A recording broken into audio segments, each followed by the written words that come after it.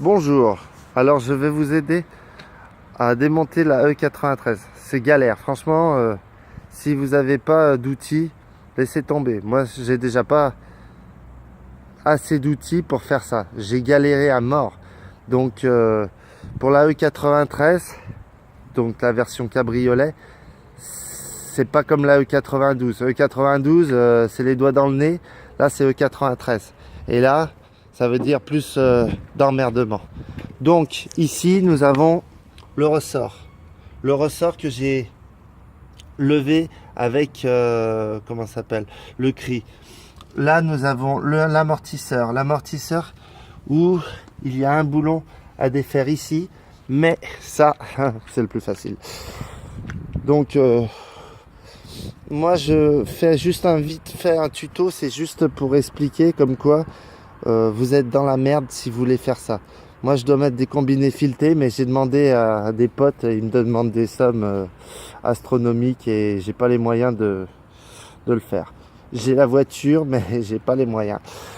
Il faut se démerder par soi-même. J'ai voulu me faire plaisir, maintenant j'assume, il faut que j'aille jusqu'au bout et il faut que je débrouille par mes propres moyens si je veux avoir une voiture classe. Enfin, vous comprenez ce que je veux dire. Donc, alors, je vous explique. Il vous faut une clé de 16 comme ça. Ça, c'est vraiment en dernier ressort. Ça, c'est vraiment... même moi, j'ai galéré avec ça. Mais bon, je l'ai prise comme ça. Et j'ai poussé avec le peu de doigts qui me restait. Donc, c'est la merde.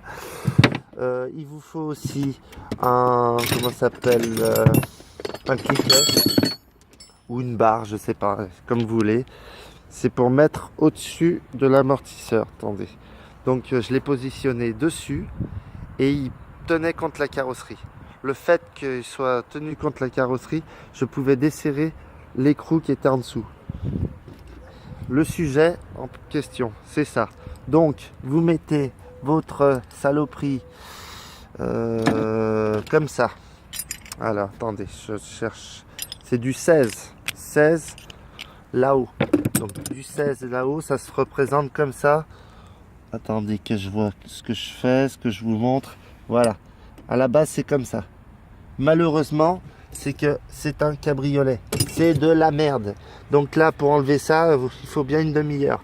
Pour enlever cette partie-là, il faut soulever ici. Autrement, vous ne pourrez pas faire. Vous la tirez une fois que vous avez décroché les sapins, comme ils disent au Québec.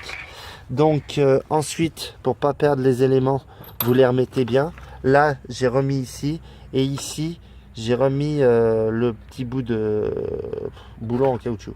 Pour enlever ça. Pourquoi enlever ça?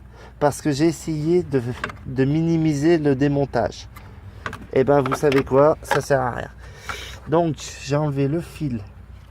Là, j'ai enlevé ça. Et là-bas, j'étais obligé de mettre la clé de 16 comme ça. Et la marche, vous avez ça en marche. C'est-à-dire ça. Pas plus. Vous pouvez forcer, c'est pas forcément encore la tôle. Mais il n'y a pas une grande marge. Alors s'il est grippé, vous êtes dans la merde. Ce qu'il faut faire, c'est mettre du dégrippant. Moi, je ne l'ai pas fait, mais... vu l'état des amortisseurs que j'ai, ça va. Ça aurait pu être pire. Donc, une fois que vous avez desserré ça, bien sûr, vous n'oubliez pas la clé, la douille de 6 au-dessus, comme ça. Comme ça, vous êtes nickel. Une fois qu'il est posé comme ça, vous n'aurez pas de problème. Vous la laissez comme ça, vacante, là. Et il faut le mettre en mode dévissé. Non, vissé. Ouais, c'est l'opposé de celle-là. Comme ça, quand celle-là, elle va avancer, celle-là, elle va forcer contre celle-là, contre la paroi. Et du coup, vous aurez juste à gérer ça. Et ça sera beaucoup plus facile. Si vous n'avez pas ça, ça, et ça, vous êtes dans la merde. Voilà, c'était l'explication.